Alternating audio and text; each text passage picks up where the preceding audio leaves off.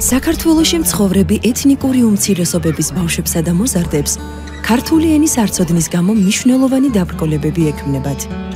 ამ პრობლემის გადაჭრა ბილინგვური განათლების მეთოდით შეიძლება. რა არის ბილინგვური განათლება? ეს ისეთი საგანმანათლებლო მიდგომაა, რომელიც სწავლა-სწავლების პროცესში ორი ენის გამოყენებას გულისხმობს: მშობლიური და სახელმწიფო ენა.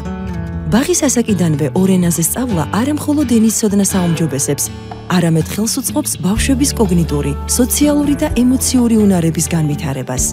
სახელმწიფო ენის ცოდნა უამრავ ახალ შესაძლებლობას გააჩენს. ბავშვები და მოზარდები შეძლებენ პროფესიულ სასწავლებელსა და უნივერსიტეტში სწავლის გაგრძელებას, შემდგომ დასაქმებასა და საზოგადოებრივ ცხოვრებაში აქტიურად ჩაბმას. რა არის საჭირო იმისთვის, რომ საქართველოში ბილინგვური განათლება დაინერგოს? მასწავლებლებისა და განმანათლებლების მომზადება და გადამზადება, ხარისხიანი საგანმანათლებლო რესურსები, მშობელთა ინფორმირებულობა და ჩართულობა. გაეროს ბავშვთა ფონდი ესტონეთის მთავრობის მხარდაჭერით თანამშრომლობს ბილინგვური განათლების სახელმწიფო პროგრამასთან სამცხე-ჯავახეთისა და ქვემო ქართლის საბავშვო ბაღებში.